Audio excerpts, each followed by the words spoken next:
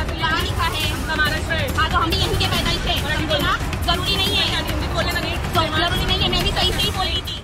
दोस्तों, इस देश में मुसलमानों को मारना, उनको प्रताड़ित करना, उनकी मस्जिदों का अपमान करना, उनके अल्लाह को बुरा भला बोलना इतना आसान हो गया है जैसे ABCD पढ़ना, कम से कम नफरती चिंटुओं के लिए। वीडियो की शुरुआत में मुझे ये बात इसलिए कहनी पड़ रही है क्योंकि उत्तर प्रदेश की राजधानी योगी आदित्यनाथ की जहाँ पर सरकार है, भाजपा की सरकार है, उत्तर प्रदेश की राजधानी लखनऊ में वहाँ से एक ऐसी तस्वीर सामने आई है जिसको देख करके मन गुस्से से भर जाता है। मुसलमान समाज के लोग गुस्से से आग बबूला है। क्यों आग बबूला है पता है? लेकिन कुछ कर नहीं पा रहे। इसलिए नहीं कर पा रहे हैं क्योंकि नफरती चिंटुओं को ऐसा लग रहा जैसे चिड़ियाघर से निकाल के, जंगल से निकाल करके किसी ने शहर में छोड़ दिया है। एक वीडियो वायरल हुआ है, कुछ नफरती चिंटू मस्जिद की दीवार पर पेशाब करते हुए नजर आए, देखे गए। दोस्तों, मैं चाहता हूं कि आप सबसे पहले ये वीडियो देखिए ज़रा। देखिए, ये दो लोग हैं, मस्जिद है और मस्जिद की दीवार के पास देखिए किस तरीके से ये लोग पेशाब करते हुए नज़र आ रहे हैं। ये मस्जिद है, आपने देखा, और वहाँ पर खड़े हुए दो लोग हैं और वो वहाँ पर पेशाब कर रहे हैं। ये वीडियो आपने देखा। अब एक और वीडियो देखिए, ये देखिए, ये देखिए।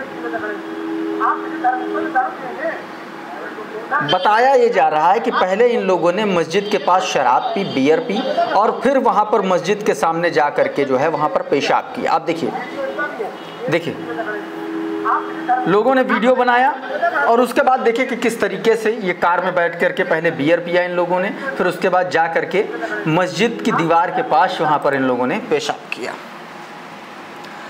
इन दोनों वीडियो को काविश अजीज ने शेयर किया है अपने ट्विटर हैंडल से और लिखा है कि एक मुसलमान सड़क पर नमाज नहीं पढ़ सकता, लेकिन ये नीच मस्जिद पर पेशाब कर सकते हैं।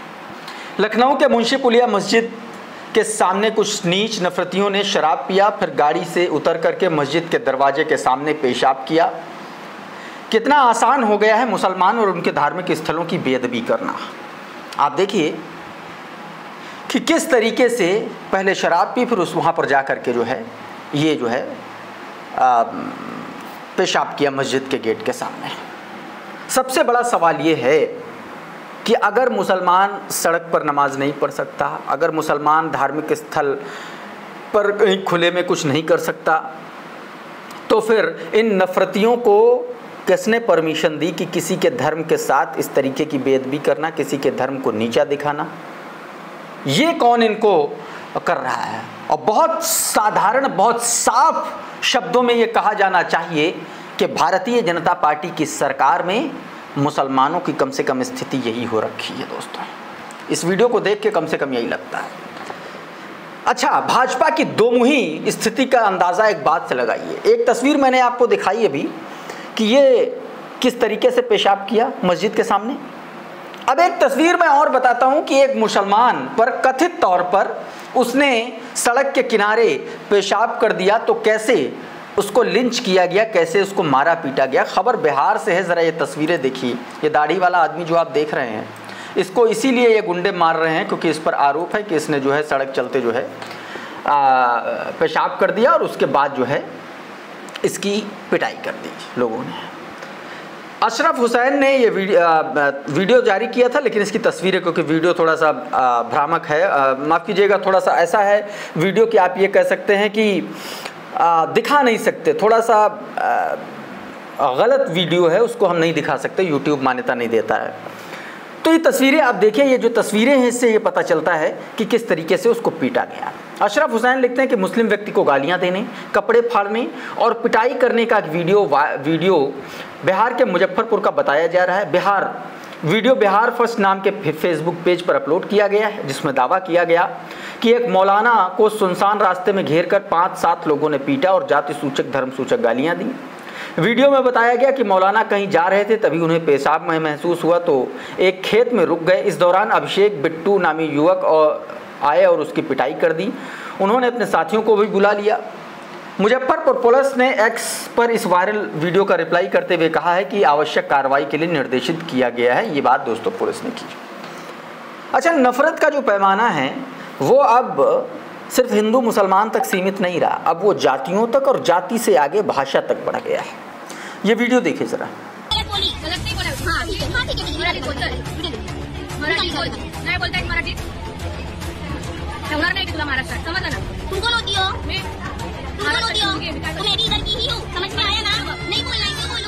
साफ तौर पर इसमें कहा जा रहा है कि मराठी बोलो। दूसरी तरफ हिंदी बोलने वाली महिला कह रही है कि कहाँ लिखा है कि मराठी ही बोलना है। ये भाषा का ये विवाद है। बीते दिनों हमने देखा कि मुंबई में और पूरे महाराष्ट्र में किस तरीके से भाषा को लेकर के उत्तर भारतीयों को मारा पीटा गया। खुरपेश नाम का ट्विटर हैंडल है, उसने ये वीडियो जारी किया। न्यूज़ 24 का ये वीडियो है। उसमें बताया गया कि अपनी नहीं परी जैसी बेटी को मराठी बोलने के लिए दबाव बनाने वाली नैतिक शिक्षा देती एक माँ। अभी किसी एक्ट्रेस का वीडियो होता तो सब लाइक करते, लेकिन एक माँ का वीडियो है तो कोई ध्यान नहीं देगा। साफ तौर पर दोस्तों ये बात इसमें लिखी गई। उधर दोस्तों इंस्टाग्राम पर मुस्लिम समुदाय के खिलाफ, मुस्लिम समाज के खिलाफ आपत्तिजनक भाषा, अभद्र भाषा और गलत शब्दों का इस्तेमाल करने वाला एक व्यक्ति सलाखों के पीछे पहुंच गया है। तस्वीर देखिए जरा। द राइजिंग फाल्कन नाम का ट्विटर हैंडल है, उसने साफ तौर पर देखिए कि इसके मैसेज में किस तरीके से गालियां बकीं और उसके बाद में इसकी एक और तस्वीर है, ये हवालात में पहुँच गया। दोस्तों ये देखिए, ये फिरोजाबाद पुलिस ने, उत्तर प्रदेश की फिरोजाबाद पुलिस ने इस आदमी को, इस नफरती चिंटू को गिरफ्तार किया है। राइजिंग फाल्कन ने लिखा कि इंस्टाग्राम पर मुस्लिम समुदाय के खिलाफ अभद्र रील बनाने वाला इन्फ्लुएंसर गिरफ्तार। फिरोजाबाद टूंडला का प्रांशु सिंह इंस्टाग्राम पर मुस्लिम समुदाय के खिलाफ नफरत फैलाने वाले वीडियो पोस्ट कर रहा था, जिसके बाद अलाउद्दीन द्वारा पुलिस को सूचना दी गई और ये गिरफ्तार हो गया। दोस्तों साफ तौर पर इसमें बताया गया। और अब बात करते हैं राहुल गांधी द्वारा फोड़े गए वोट चोरी वाले बम की। लगातार कुछ न कुछ नई नई कहानियां निकल रही। राहुल गांधी ने जब कल प्रेस कॉन्फ्रेंस की तो उसमें बहुत सारी बातें कही। अब उसमें से छन छन कर की चीजें सामने आई। ऐसा ही एक केस सामने आया उसी प्रेस कॉन्फ्रेंस से निकल करके कि 70 साल की एक महिला कैसे पहली बार वोट डालती है और कैसे जो है उसका 2 जगहों पर मतदान वो करती है, कैसे वो मतदान करती है। राहुल गांधी बता रहे हैं, खुद बता रहे हैं। ये दोस्तों वीडियो है छोटा सा, इसको देखिए और आप खुद सोचिए कि किस लेवल पर चुनाव में हेराफेरी खुद चुनाव आयोग करवा रहा था। देखिए जरा video. There's a lady called Shakun Rani, 70-year-old. 70-year-old. Zoom out. That's her. And you see a very interesting thing here. She appears twice on the voter list. She comes in using form 6. Zoom into her name the first time. Zoom in there. Here, first name Shakun, surname Rani. Right? Now look at a picture. That's a picture. Now go to the other picture. Look at the picture. So this is essentially a zoomed in picture that they've taken. And this is now suddenly a new voter. Go back. Now she has no surname,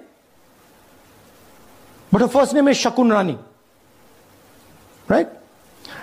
Go back.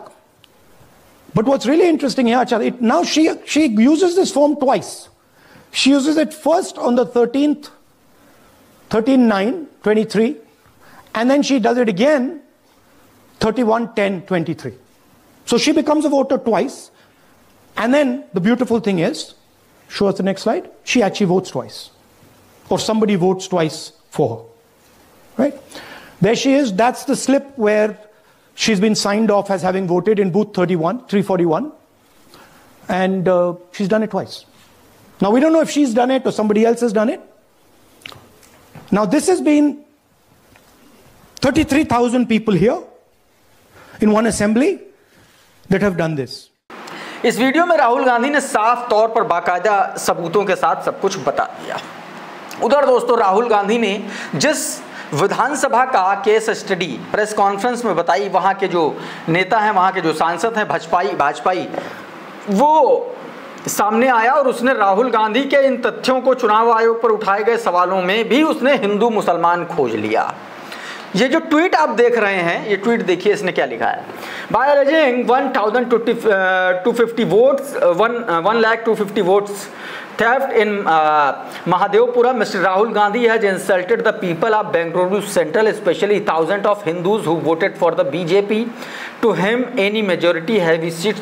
अब देखिए भाजपाई किस तरीके से mislead करते हैं, ये देखिए इस पूरे ट्वीट में, इस भजपिल्ले के पूरे ट्वीट में आपको कहीं भी चुनाव आयोग से जुड़ा एक भी शब्द नजर आया? इस पूरे ट्वीट में आपको कहीं भी ये इस पर सवाल उठाते हुए देखा गया कि आपका ये डेटा कहां से आया, आपने इस डेटा पर ये किया कि नहीं किया? सीधे इसको पता है ना कि दाल चावल खाना और खिलाना दोनों बड़ा आसान होता है, इसीलिए इसने धीरे से हल्के से हिंदू घुसेड़ दिया। वहां भी ये नफरती चिंटू को होता नहीं है कि जो कीड़े होते हैं उनको नाली में ही मजा आता है, तो बस जोड़ दिया वही नफरत से, उसमें भी हिंदू मुसलमान इसने खोज निकाला और साफ तौर पर इसने इस तरीके की बात कह डाली। अच्छा, राहुल गांधी का जो वीडियो था वो आपने देखा, ये देखिए किस तरीके से उन्होंने बाकायदा प्रूफ के साथ बताया कि डुप्लीकेट वोटर्स थे 11,965, फेक और invalid address 40,009, bulk voter in single address 10,452, invalid photo 4,132, house of misuse of form 6 33,692। बस हो गया 1,02,50। इस तरीके से एक विधानसभा में किस तरीके से मिसलीड किया गया आप जानिए। जाकिर अली त्यागी ने इसी का ट्वीट कोट करते हुए लिखा कि ये भाई साहब उसी सीट से भाजपा सांसद हैं जिस सीट पर राहुल गांधी ने वोटों की चोरी पकड़ी। भाई साहब कह रहे हैं कि राहुल गांधी द्वारा वोट चोरी का इल्जाम लगाना हजारों हिंदुओं का अपमान है। भाई साहब को समझ लेना चाहिए कि चोरी पकड़ उजागर करना हिंदुओं का अपमान नहीं, बल्कि चोरी को हिंदू धर्म की आड़ में छुपाना हिंदुओं का अपमान है, हिंदू धर्म का अपमान है। साफ तौर पर जाकिर अली त्यागी ने अपने तरीके से इनको कह दिया। उधर अब मैदान में अखिलेश यादव भी कूद पड़े और साफ तौर पर उन्होंने बताया कि किस तरीके से 18,000 मुसलमानों के वोट उपचुनाव से पहले काटे गए। आपको याद है कुंदरकी का मुरादाबाद की एक सीट है, कुंदरकी विधानसभा सीट, कुंदरकी मुस्लिम बाहुल्य 65% मुस्लिम है वहां पर, और वहां पर समाजवादी पार्टी के उम्मीदवार की जमानत जब्त हो गई उपचुनाव में। आप सोच लीजिए किस लेवल की बेईमानी की होगी। अखिलेश यादव बता रहे हैं कि 18,000 वोट मुसलमानों का काटा गया था और उस पर कोई कार्रवाई नहीं हुई। क्या कह रहे हैं सुनिए जरा। समाजवादी पार्टी ने 18,000 वोट जो बीजेपी के इशारे पे डिलीट किए गए थे, जो वोट लोग नहीं डाल पाए थे, विद एफिडेविट हम लोगों ने इलेक्शन कमीशन को दिया था।